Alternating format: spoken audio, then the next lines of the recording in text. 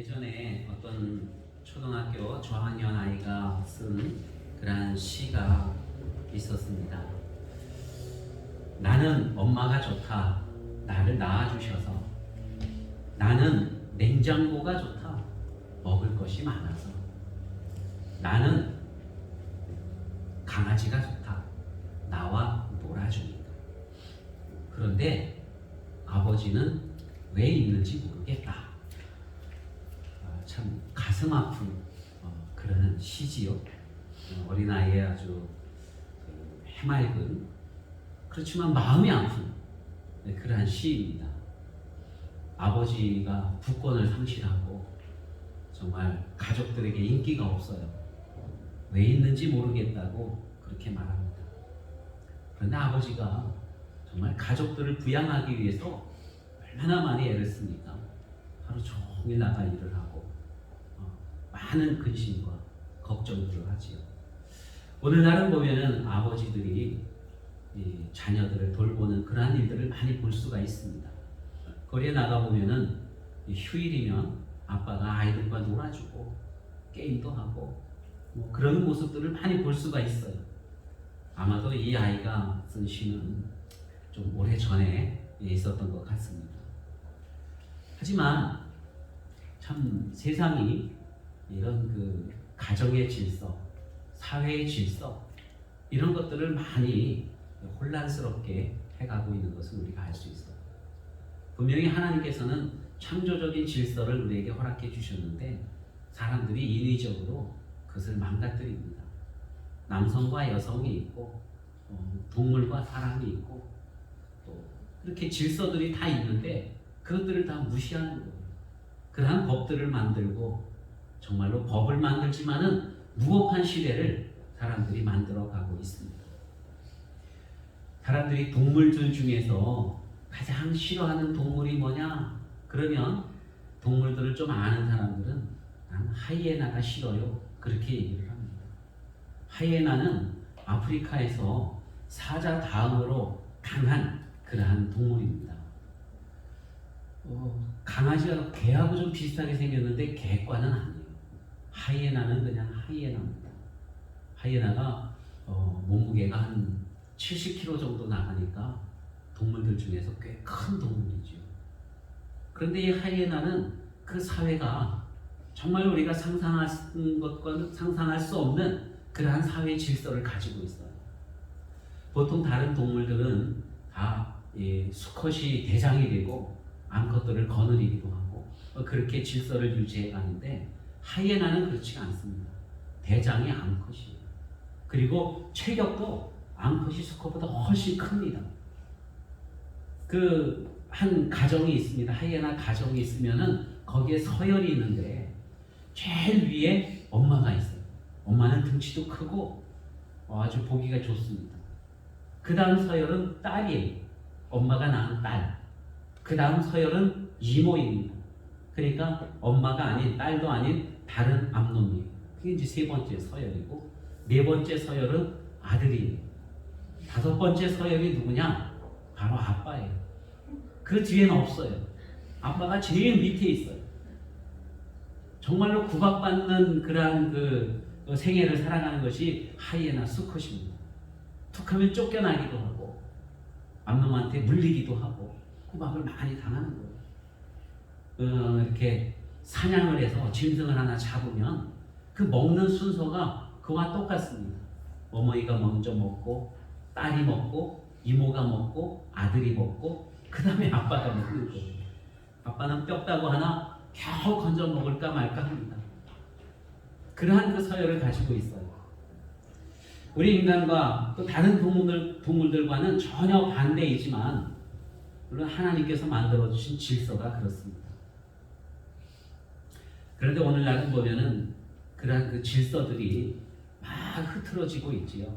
혼란스럽습니다. 오늘은 가정의 달 마지막 주일인데 다시 한번 우리 가정에서도 질서가 있고 사회에서도 질서가 있고 하나님께서 정말 보기 좋은 그러한 사회를 만들어가는 저와 여러분이 되시기를 축원합니다.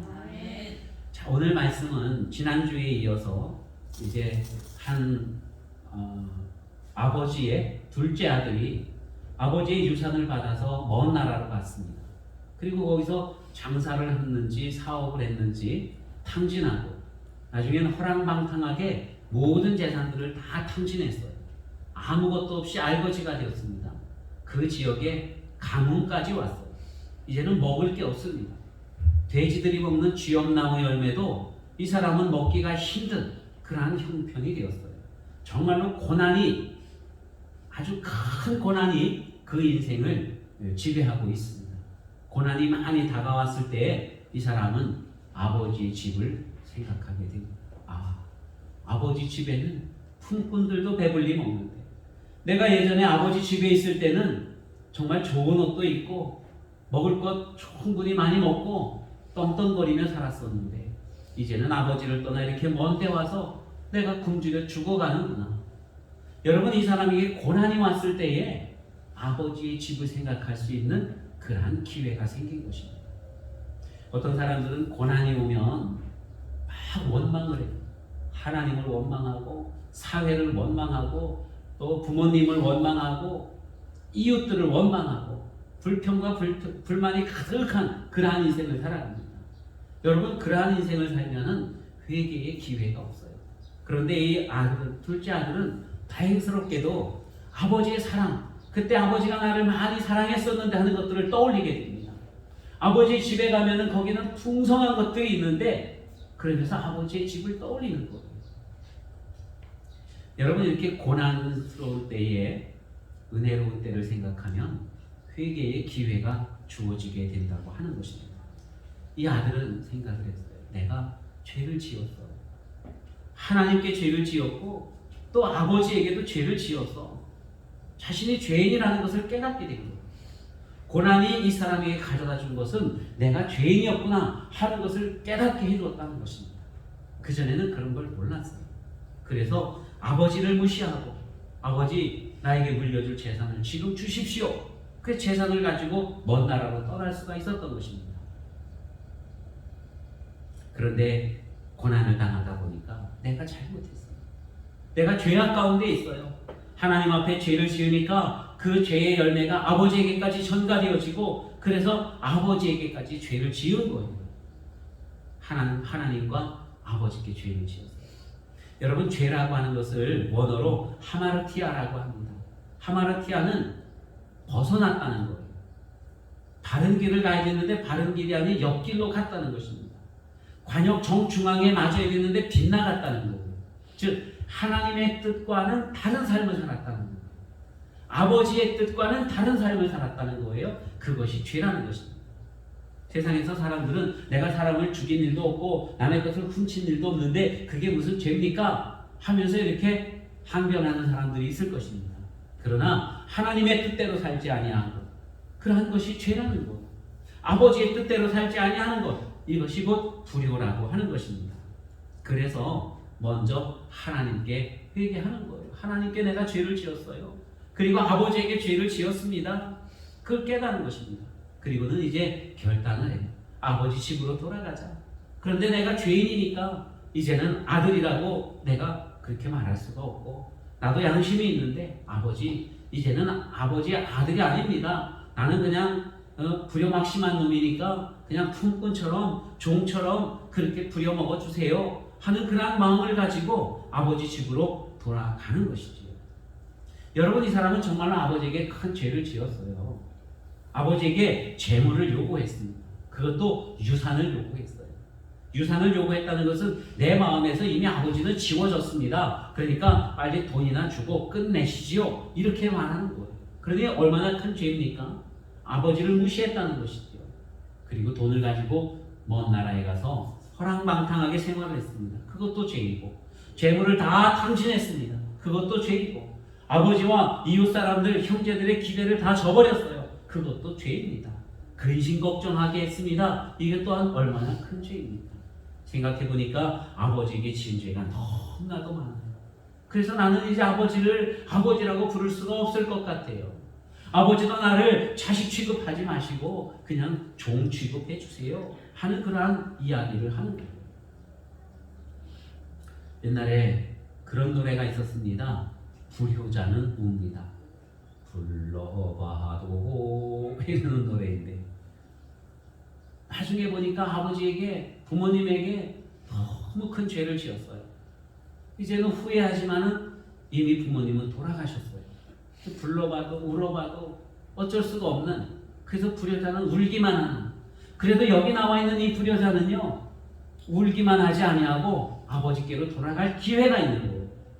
아버지께 용서를 구할 기회가 있는 것입니다. 그래서 아버지에게 가서, 아버지, 나는 불효막심한 놈입니다. 아버지는 이제 나를 자식 취급하지 마시고 그냥 종 취급해 주세요. 버린 자식 취급하시고 그냥 막 부려먹어 주세요. 저는 평생 동안 죄의식을 가지고 살겠습니다 하는 그러한 이야기를 아버지에게 하고 있는 거예요. 이제는 나를 품꾼의 하나로 써주세요 하고 그렇게 말을 합니다. 여러분, 그런데 이 아들은요, 아버지의 마음을 몰라요. 아버지에게 또 한 번 죄를 짓는 것입니다. 아버지는 자식이 살아 돌아온 것만으로도 기쁘고, 그래도 내 자식이에요, 내 아들인 거예요. 그런데 이 아들은 자기가 죄를 지었다고 해서 이제 아버지의 아들로 감히 설 수가 없습니다. 그냥 종 취급해 주세요. 그러니 아버지의 마음이 얼마나 또 많이 아프겠습니까? 제가 홍씨지 않습니까? 홍씨 가문에 길동이라고 하는 사람이 있었어요. 그 사람은 아버지를 아버지라고 부르고 싶었습니다. 근데 아버지를 아버지라고 부를 수가 없었어요. 형을 형이라고 부르고 싶었는데 형을 형이라고 부를 수 없고 도련님하고 불러야 돼요. 아버지를 보고 대감마님, 나으리 이렇게 불러야 되는 거예요. 그러니까 너무 마음이 아프고 속이 상해서 집을 뛰쳐나가서 산에서 도적이 되었다는 그런 이야기를 여러분들이 잘 알고 있지요. 아버지를 아버지로 부르지 못하는 그 아픔이 있는데, 여기 이 아들은요, 이제 내가 아버지를 아버지라고 부를 수가 없을 것 같아요. 아버지도 나를 자식으로 여기지 말아주세요 하고 그렇게 말하는 거예요. 여러분, 우리가 하나님 앞에 죄를 범했습니다. 사람이요. 아담 이후로 모든 사람들이 다 죄를 범했어요. 하나님과 원수가 되었습니다. 하나님을 늘 근심 걱정하게 하는 골칫덩어리가 된 거예요. 그런데 하나님께서 우리를 불러주셨어요. 하나님의 백성으로 삼아주셨습니다. 나중에는 하나님의 자녀로 삼아주신 거예요. 예수님이 오셔서 십자가 달려 죽으심으로 말미암아 우리와 하나님과의 관계가 온전히 회복이 되어졌습니다. 성령님께서 우리 가운데 오셔서 우리를 감동하시고 우리를 구원해 주셔서 이제는 양자의 영을 받았다고 주님이 말씀하고 있어요. 로마서 8장 15절에 보면은 너희는 다시 무서워하는 종의 영을 받지 아니하였고 양자의 영을 받았으므로 아바 아버지라 부르짖느니라. 여러분, 우리가 이 둘째 아들보다 더 흉악한 죄인들이었거든요. 하나님과 원수졌었거든요. 그런데 하나님께서 우리를 사랑하시고 은혜로 우리를 구원해 주셔서 우리를 자녀 삼아 주셨다는 거예요. 그래서 우리도 하나님을 아버지라고 아빠라고 그렇게 부를 수 있게 해주셨다고 주님이 말씀합니다. 아무리 흉악한 죄인이었어도 회개하고 주님 앞에 돌아갈 때에 하나님께서 우리를 자녀로 삼아 주시는 거예요. 하나님께서 우리로 하여금 하나님을 아빠라고 부르라고 그렇게 말씀해 주고 있는 것입니다. 여러분, 하나님은 저와 여러분의 아버지가 되심을 믿으시길 바랍니다. 자, 그러면 아버지는 어떤 분일까요? 하이에나 가정에서는 아버지가 정말로 무력한 존재입니다. 오늘날도 아버지들의 그 힘이 많이 축소가 되어져서 고개 숙인 남자들이 다 되어져 가고 있는 거예요. 그런데 아버지의 원래 의미는 그렇지가 않습니다. 아버지는 정말로 자녀들을 너무너무 사랑하시는 분이 아버지이거든요. 어떤 분이 그 전에 그런 이야기를 하더라고요.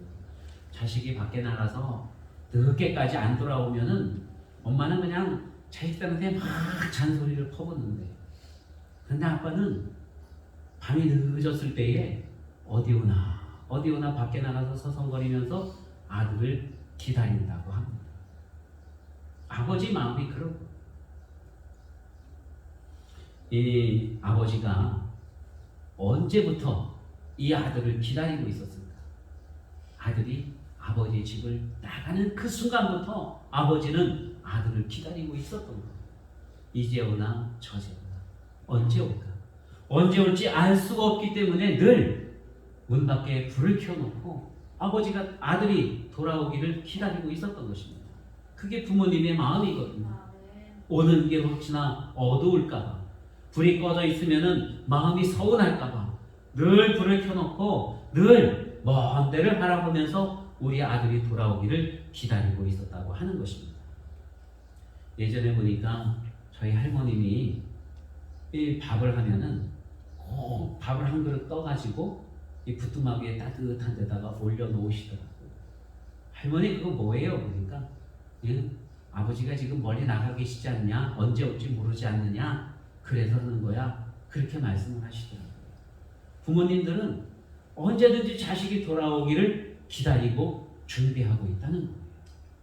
돌아왔을 때 혹시나 배가 고플까봐, 돌아왔을 때 혹시 어두울까봐, 마음이 섭섭할까봐 만반의 준비를 하고 기다리고 있는 것. 그것이 바로 부모님의 마음인 것입니다. 우리 교회에도 이제 이렇게 잘 나오던 성도분들이, 집사님이 한동안 안 나와요. 전화를 하면 이런 일, 저런 일, 그래 얘기를 해요. 또 전화를 하면은 다음 주에는 꼭 하겠습니다. 이렇게 얘기를 해요. 그러면은요, 제 마음이 막 설레요. 아, 그분이 온다는구나. 다시 신앙을 회복할 건가 보다. 막 설레입니다. 그러면 이제 예배 시간 전에 제가 올라오다가 저기서 이렇게 멀리 길을 보는 거예요. 이쪽으로 들어오는 길이 있고 이쪽으로 들어오는 길이 있는데 우리 그 집사님 차가 어디쯤 오나? 이쪽으로 오나? 이쪽으로 오나? 저기 비슷한 차가 오는데 저거 아닌가? 이렇게 기다립니다. 물론 제가 아버지 마음같이 그만큼 지극하지는 않겠지만 늘 그런 마음을 가지고 있는 거예요. 여러분, 아버지는 항상 아들을 기다리고 있는 것입니다. 그리고 멀리서 이 아들이 비틀거리면서 오고 있어요. 먼 나라에 가서 고생을 칙싸게 하고 가지고 있는 모든 것들 다 탕진하고 그리고 배가 고프죠. 돼지우리에 들어가서 쥐엄나무 열매라도 먹으려고 했는데 그것조차 주는 사람이 없어요. 얼마나 많이 배고픕니까? 나는 이 먼 타국 땅에 와서 굶주려 죽어가는구나. 그랬던 아들이 그러니 아버지 집으로 돌아올 때 얼마나 힘이 없고 기진맥진하겠습니까? 아버지가 멀리 보니까 한 사람이 기진맥진해가 걸어오는데 바로 꿈에도 그리던 아들인 거예요. 아버지는 단박에 알아볼 수가 있습니다. 왜냐하면 한순간도 잊지 않았기 때문에, 돌아올 것이라 확신했기 때문에. 아직도 거리가 먼데 아버지는 그가 자기 아들인 줄 알고 그리고는 달려갑니다. 달려가요.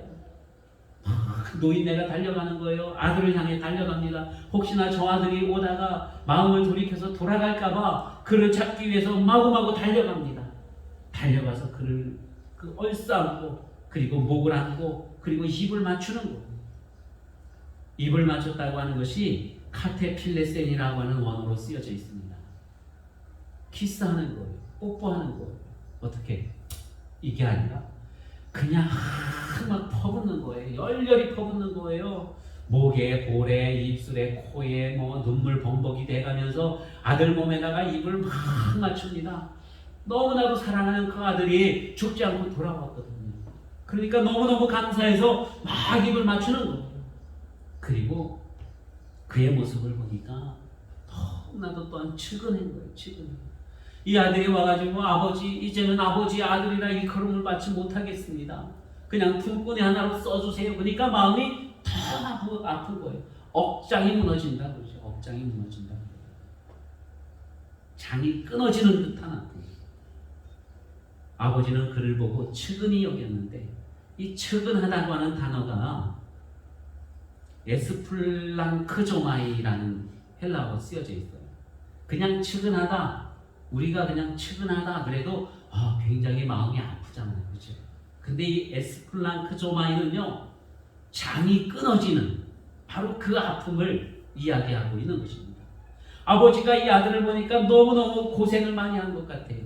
그러니까 장이 끊어지는 것 같아요. 그렇게 많이 아픈 것입니다. 그래서 그를 얼싸안고 그에게 막 입맞춤을 하면서 죽었던 내 아들이 돌아왔네 하는 거예요. 제가 어렸을 때는 그때 이제 단장의 미아리 고개라고 하는 노래가 있지 않습니까? 미아리 하는 노래가 있는데 제목이 단장의 미아리 고개더라고요. 어렸을 때는 잘 모르잖아요. 그 의미를. 단장을 미아리 고개는 예쁘게 단장을 한 고개인가 보다. 거기 가면 참 아름다운가 보다. 이렇게 생각을 해왔어요. 근데 나중에 그 노래 가사나 이런 사연들을 들어보니까 단장이 그 이쁜 단장이 아니라 장이 끊어지는 그러한 그 아픔을 노래하는 그곳이 바로 이 단장의 미아리 고개거든요. 그래서 그 전에 쌍문동에 살 때에 그 미아리 고개 넘어다니면은 늘 그런 생각을 했습니다. 여기서 도대체 얼마나 많은 아픔이 있었을까. 그런데 보니까 6.25 전쟁 때 사랑하는 남편이 철사줄에 꽁꽁 묶인 채로 끌려갔어요. 그 모습을 보고 울며 불며 따라가다가 넘어지고 했으니 얼마나 많이 마음이 아프겠습니까? 사람들이요, 어떠한 것들을 보고 깨닫고 지혜를 얻을 때는 머리로 얻습니다. 머리로 이해를 하고 머리로 깨닫고 그래요. 그리고 큰 감동이 오지 않습니까? 어떤 일들을 보고 놀라워 감동이야. 이럴 때는 뭘로 느끼는 거예요? 가슴으로 느껴요. 가슴으로. 근데 정말로 슬프고 아픈 사연을 듣거나 그것을 봤을 때, 그것을 경험할 때는 어디로 느끼는지 아세요? 그때는 창자로 느끼는 거예요. 창자. 그래서 너무 아프면은 이 배에 힘이 팍 들어가서 창자가 끊어지는 것 같은. 그래서 단장이라고 표현을 하는 것입니다. 예수님께서 예루살렘을 바라보면서 또 그 죽어가는 영혼들을 보면서 민망해하시고 우셨지 않습니까? 그때 바로 그러한 아픔을 가지고 그렇게 우시면서 하나님 앞에 기도하셨던 거예요. 여러분, 여기 아버지가 그 아들을 보니까 창이 끊어지는 것 같은 아픔이 있는 거예요. 이 아이가 정말로 손에 물도 묻히지 않았던 이 아이가 나가서 얼마나 고생을 했으면, 여러분, 이 아들이 어떤 모습으로 돌아왔어요? 그냥 옷도 다 헐벗었고 돼지우리를 돼지 치다 왔으니까 몸에서는 돼지똥 냄새가 얼마나 많이 나겠습니까? 머리는 다 헝클어지고 세상에 이런 거지도 산거지가 없이 그러한 모습으로 돌아왔으니 이 아버지의 마음이 얼마나 아프겠는가 하는 거예요. 그게 바로 아버지의 마음이었다고 하는 것입니다. 그래도 이 아들이 죽은 줄 알았는데 이 아들이 돌아왔어요. 그래서 너무 감사하고 기뻐서 목을 안고 열렬히 침을 발라가면서 키스를 하는 거예요. 열렬히. 여러분, 하인들이 보면, 이웃 사람들이 보면 어떻게 생각하겠어요? 아이고, 우리 마님은 참 체면도 없이 저게 뭐예요? 그럴 것 아니겠습니까? 아이고, 저 왼수 같은 아들이 저 나갔다가 돌아왔는데 참 벨도 없어. 그런 말 들을 것 아니겠습니까? 그럼에도 불구하고 모든 것 다 아랑곳하지 않냐고 그냥 아들에게 사랑을 퍼붓는 거예요. 그게 바로 아버지의 마음이라고 하는 것입니다. 여러분, 예수님께서는 십자가 달려 죽으실 때에 그냥 다 벗기셨어요. 채찍에 맞으셨습니다. 피가 줄줄 흐르는 거에 가시관을 쓰셨습니다. 군인들이 갈대로다가 때리면서 조롱했어요. 그 모든 수치와 모멸을 다 당하셨습니다. 왜? 무엇 때문에? 우리를 너무 사랑하기 때문에, 우리를 구원하기 위해서 그러한 부끄러움을 개의치 않으셨어요. 바로 이 아버지도 부끄러움을 개의치 아니하고 아들을 발싸고 그에게 열렬하게 입맞춤을 하고 있는 것입니다. 그리고는 종들에게 말해요. 가서 제일 좋은 옷을 갖다가 입혀라, 이렇게 명령을 합니다. 여러분, 예배당에 올 때에 제일 좋은 옷 입고 오셨죠? 김필승 권사님 제일 좋은 옷 입고 오신 거예요. 색깔이 아주 핫핑크, 너무 이뻐요. 반짝거리는 것도 있고. 여러분, 이 좋은 옷이라는 건 뭐예요? 나의 신분을 의미합니다. 내가 어떤 옷을 입었느냐에 따라서 저 사람은 위치가 어느 만큼쯤 되겠구나 하고 그렇게 사람들이 보는 거예요. 제일 좋은 옷을 입히라고 하는 것은 우리 집에서 이 아이가 제일 귀하다는 거예요. 제일 귀하다는 거예요. 이 옷을 입고 있으면은 모든 사람들이 이 아이에게 이제 절을 하는 거예요. 이 아이의 말을 듣는 거예요. 이 아이에게 권세가 주어지는 것입니다. 아무도 이 아이를 비난하거나 비방하지 못하는 거예요. 왜? 좋은 옷을 입고 있기 때문에 그래요. 여러분, 우리가 천국 갈 때에는 어떤 옷을 입고 갈까요? 어떤 옷을 입고 가면은 하늘나라에서 우대받을까요? 우리가 하늘나라에 올라갈 때 입을 옷은 바로 예수 그리스도라고 하는 옷입니다. 예수님께서 우리를 의롭게 해주셨어요. 바로 그 의의 옷을 입고 가는 겁니다. 그 의의 옷을 입으면 어느 누구도 우리를 정죄하지 못하는 거예요.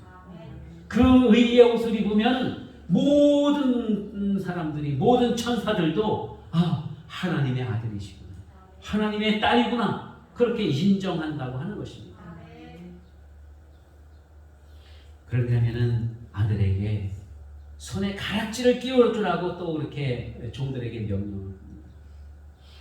여러분, 이 가락지라고 하는 것, 반지라고 하는 것, 어떤 의미가 있습니까? 우리가 결혼할 때에 결혼 반지를 주고받습니다. 약혼할 때에 약혼 반지도 주고받고 그래요. 약속이 있습니다. 그리고 이것은 사랑의 징표이기도 해요. 그런다면은 아버지가 아들에게 주는 이 반지는, 이거는 권세의 반지예요. 내가 가진 권세를 다 너에게 주마, 내 권세를 위임해주는 그런 의미가 있다는 것입니다. 여러분, 이 아들은 어떤 아들이에요? 아버지 이제 필요 없어요. 돈이나 주세요. 돈 받아가지고 먼 나라에 가서 호랑방탕에게 다 쓴 왼수 같은 자식 아닙니까? 그런데 그가 왔다고 해서 자기의 모든 권세를 다 물려주는 거예요. 옛날에는 그 가문의 반지를 끼면 이게 곧 힘입니다. 그리고 이게 명령이고, 편지를 써서 여기다가 해갖고 반지로 한번 도장을 팍 찍어주면은 이 편지는 굉장한 권위를 갖고 있는 거예요. 배너라고 하는 영화에 보면은 거기 주인공이 벤허거든요. 허씨 가문의 벤이라고 하는 그 사람인데, 유다 배너입니다. 이 사람이 친구의 어떤 친구로부터 배신을 당해서 누명을 쓰고 이 죄인이 되어서 노예 손으로 끌려갑니다. 그래서 전쟁의 군함, 로마 그 군함의 저 밑바닥에서 노젓는 그런 일을 하는 거예요. 그러면서 이 베너는 내가 반드시 나가서 원수도 갚아야 되고 우리 가문을 다시 일으켜 세워야지 하는 그런 인력을 가지고 있습니다. 그런 인력을 가지고 있는 거예요. 그러다가 이 배가 전투 중에 배가 파손이 되어집니다. 그러니까 그 배에 탔던 사람들이 다 빠져 죽죠. 그때 이 베너는 간신히 이제 물에 빠져 죽는 데서 살아나서 널빤지 하나를 부여잡고 있다가 그 배에 명령하던 장군, 그 장군을 빠져 죽어가는 걸 살려준 거예요. 이 장군이 생명의 은인 아닙니까? 거기다가 이 청년을 보니까 눈빛이 살아있어요. 아주 지식도 있고 보통 사람이 아닌 것 같아요. 그러니까 자네는 지금부터 내 아들이 되게 양자로 삼습니다. 양자로 삼으면서 준 것이 뭐냐? 바로 이 가문의 반지를 준 거예요.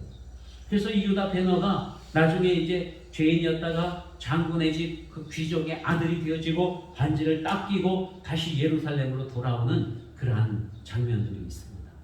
그리고는 이 반지를 땅 찍어 보여주면은 모든 사람들이 아이고 보통 가문이 아니시네 이러는 거예요. 여러분, 바로 그 반지를, 이 아버지의 반지를 아들에게 끼워주라고 하는 거예요. 내 권세를, 나의 모든 것들을 너에게 물려준다고 하는 그러한 의미가 있는 것입니다. 하나님께서는 여러분 우리에게 그러한 것들을 주셨어요. 하늘나라 권세를 우리에게 주셨다고 하는 것입니다. 예수 그리스도의 이름으로 하나님 앞에 나가는 그 사람들에게 하나님께서는 바로 그러한 권세를, 그러한 반지를 주셨다고 하는 것이지요. 종들에게 또 명령합니다. 발에 신을 신겨라, 이렇게 말합니다. 여러분, 고대에는 노예들은 신발을 신지 않았어요. 맨발로 다닙니다. 하층민들은 샌들을 신습니다. 우리가 여름에 더우면 신는 쓰레빠, 그걸 신어요. 하층민들은. 그럼 귀족들은 어떤 신발을 신느냐 하면은 가죽으로 발을 완전히 감싸주는 부츠와 같은 그런 신발을 신는 거예요. 부츠와 같은 그 신발. 후포디마라고 하는 그 신발인데 그 후포디마로 표현이 되어져 있어요. 이 아이는 이제 더 이상 노예도 아니고 더 이상 하층민도 아니고 이 아이는 내 아들이다. 그러니까 후포디마를 신겨라. 여러분, 이 신발의 의미는 어떤 의미가 있을까요? 노예가 아니고 하층민이 아니고 아들이기, 자유라고 하는 의미가 있는 것입니다. 자유. 우리 성경에 보면은 복음의 신을 신고 그렇게 말씀 나오죠. 갈라디아서에 보면은 이 복음의 신발이라고 하는 것은 바로 우리를 자유케 하는 신발, 우리의 모든 얽매이는 것들을 다 해방시키는 바로 그 신발을 의미하는 거예요. 옛날에 그런 노래가 있었습니다. 새 신을 신고 뛰어보자 팔짝 머리가 하늘까지 닿겠네. 새 신발을 신으면 몸이 가벼워지죠. 그와 마찬가지로 여러분이 아버지가 아들에게 신발을 신기라고 하는 것은 이젠 자유야. 넌 이제 아들이고 우리 집안의 대들보야 하는 그러한 의미가 있는 것입니다.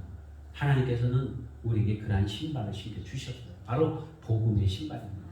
모든 것들로부터, 모든 얽매이는 것들로부터 자유롭게 하는 바로 그 복음의 신발을 우리 하나님께서 저와 여러분에게 신겨주셨다는 것입니다. 우리는 자유인이에요. 우리는 종이나 노예가 아니라고 하는 것입니다.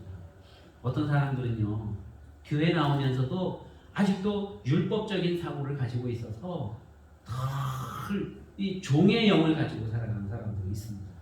아이고, 하나님이 노하시면 어떡하지? 아이고, 이거 하나님께서 나 벌 주시는 건가 봐. 늘 그런 생각들을 하면서 살아가는 분들이 있어요. 여러분, 우리 하나님께서는요, 우리에게 신발을 신겨주셨어요. 자유함을 주셨다고 하는 것입니다. 복음 안에서, 은혜 안에서, 하나님 안에서 여러분, 하나님이 주시는 자유를 마음껏 누리는 저와 여러분 다 되시기를 바랍니다. 그리고는 종에게 또 한 가지 명령을 해요. 살찐 송아지를 잡아라. 우리가 잔치를 하자. 이렇게 명령을 합니다. 잔치를 한대요. 왼수 같은 아들이 살아 돌아왔어요. 여러분, 아버지에게는 너무나도 귀한 사건인 거예요. 온 천하보다도 귀한 이 아들이 살아 돌아왔다는 것입니다. 그래서 잔치를 해야 된다고 말씀하고 있어요. 여러분, 신분이 회복되어지고 먹을 것이 풍성하게 주어진 이 아들이 얼마나 기쁘겠습니까? 얼마나 감사하겠습니까? 그런데 그 기쁨은 이 아들에게만 있는 것이 아니라 아버지의 기쁨이고 온 집안의 기쁨이라고 하는 거예요.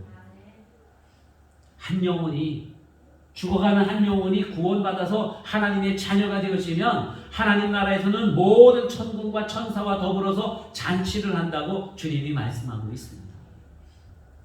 우리 교회가 정말 죽어가는 영혼들을 구원해서 전도해서 하나님 나라가 확장되어지고 한 영혼 다시 찾아와서 늘 잔치집과 같은 그러한 분위기가 일어나는 그 교회가 되기를 축원합니다.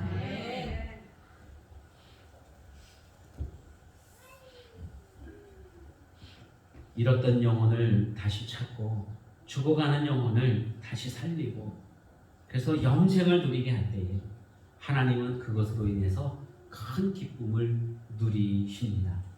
스바냐 3장 17절 말씀에 보면 너의 하나님 여호와가 너의 가운데 계시니 그는 구원을 베푸실 전능자시라.